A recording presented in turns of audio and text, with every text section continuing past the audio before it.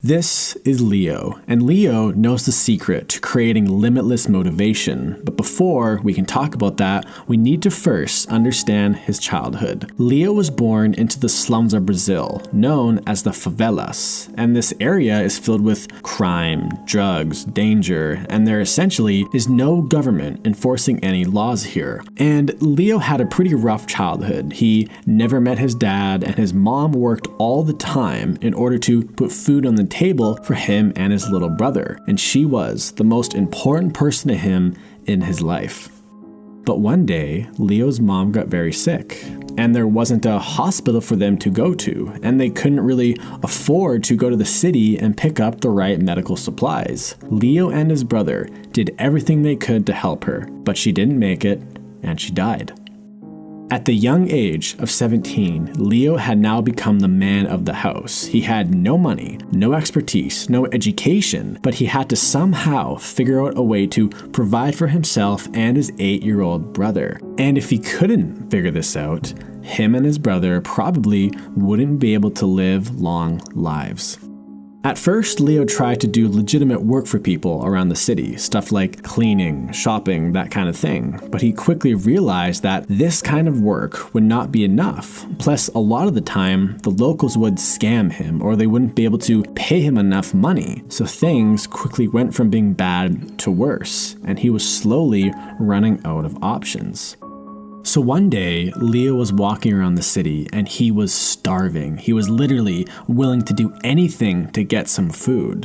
And he noticed there was a house with an open back door. He looked inside and saw this big platter of bread, wine, and cheese, and just looking at this made his mouth water. And without thinking, Leo went in there and tried to take some. As he was packing up the food in his bag, he was caught by a group of 3 men, and they threatened to take his life for what he was doing. He begged them to spare his life, and he told them that he had a younger brother, and that he had a future, and that he would do anything just to let him go. And luckily, they did let him go, but there was a cost. They took all of his money, they took the only bag that he had, and they even took the shoes off of his feet. When Leo walked home that day, he didn't feel like a real person. He felt broken and lost. And when Leo walked through the door and made eye contact with his incredibly skinny brother, he just bursts into tears. Leo knew how hungry his little brother was and how he would pray every night for him to simply come home with just a little bit of food. They both were starving and they both were slowly giving up all hope. The next day, Leo was once again walking in the streets, but this time, a man caught his eye. This man was tall and he was wearing these nice black shoes, which was not very common in this area. The man looked confused and lost, which was a dangerous state to be in a place like the favelas. Maybe this man can buy me food, if I can help him with something, Leo thought to himself. So he went up to the man and asked, "Hey sir, are you lost?"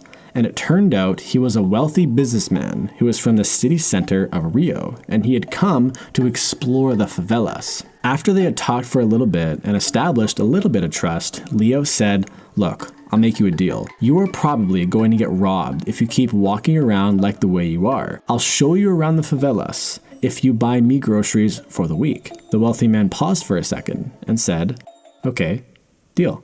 So they spent the whole day walking around, and Leo knew every detail about his city. He knew where the best views were, which areas to avoid, even the secret places that only the locals knew about. And the wealthy man was so impressed by Leo's knowledge that he actually offered to buy him dinner. And of course, Leo said yes. And as the wealthy man watched Leo stuff his face with food, he asked, "How come you want me to buy you groceries? I feel like most boys your age would rather spend money on other things." And this question led Leo to tell him the story about his mom's death and how he had to provide for his brother and how they were basically starving. This story really moved the wealthy man and he wanted to help. So the wealthy man said, "Look, I actually run a tourism business in the city center of Rio, where wealthy tourists from all over the world come and get shown around the city. And not a single one of my tour guides were as nearly as thorough as you were today. If you knew this much about the city center of Rio, you would be the best tour guide by far. And without hesitation, Leo said, I'll do it. I'll come work for you right now. Just take me and my brother and I'll start tomorrow.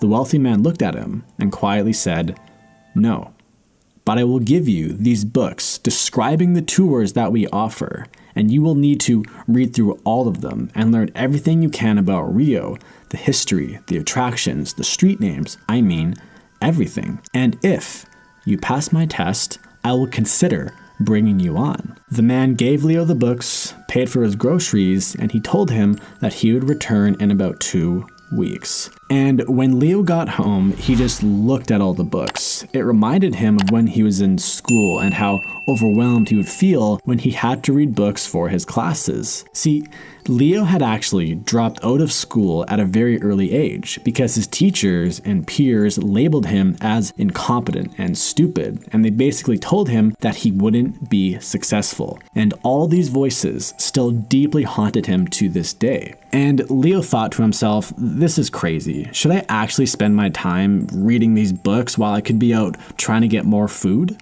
But then he looked over at his incredibly skinny, starving brother, and he realized that he had to try. Leo gave pretty much all the groceries to his brother, so it would last him 2 weeks instead of lasting them both 1 week. So that means Leo barely ate, barely slept, and he spent the next 2 weeks glued to those books. He would spend 20 minutes reading a single page, sounding out every word, looking up the meaning of the words, and he dissected everything in these books, and he would constantly hear those voices of doubt in his head. You're a stupid kid. You're a loser. You aren't good enough. You aren't the type of person who can pull these types of miracles off. Leo felt like he was slowly going insane. Fast forward 12 days and Leo hears a knock on the door. Leo opened the door and he saw the tall, wealthy man, and he had a big smile on his face. You ready? The man said. Leo replied with, I hope so. And for the next 6 hours, Leo was drilled with questions, asking him, why is this street important? What is this area called? What building is that? Why do we avoid that area? And this went on and on and on. But eventually, it was over. The wealthy man closed his book and said, okay, I'll think about it, and I'll come back to you in a few days with a decision. And just like that, he was gone. And every hour that went by, Leo wondered about the man. Both him and his brother's entire futures was riding on this. Their survivability was riding on this. And 2 days later, the man returned, and he was driving a big van. And Leo ran outside and asked, did I pass? Can I jump in the car with you right now? The wealthy man paused for a moment and said, no, you can't. Pack your bags, get your brother, and then you can come in the van with me. And within the hour, they were gone. And over the next few months, Leo became one of the hardest working employees in the company. And over the next few years, he even started to work side by side the wealthy man. And they turned that company into one of the top tourism companies in all of South America. Leo was able to provide for himself, his brother, and start a family. So, what is Leo's secret to motivation, and how can you unlock your motivation? The reason why Leo is so motivated is because he was grateful for every moment that he spent outside of the favelas. He was grateful that he could be in an environment where he could go outside and not fear for his life. And he was grateful that he didn't have to resort to stealing or selling drugs or all sorts of other crazy things in order to put food on the table. He was grateful for every breath that he took, and he will never forget where he came from. This gratitude idea is the key to unlock that limitless motivation, because when you truly understand just how lucky you are to even have access to things like the internet, or having a roof over your head, or even having the option to start a business, you will want to seize every single opportunity that is placed in front of you. When you become grateful, you won't need to watch any more motivational videos. Check out my last video about the real truth about success, and I'll see you there.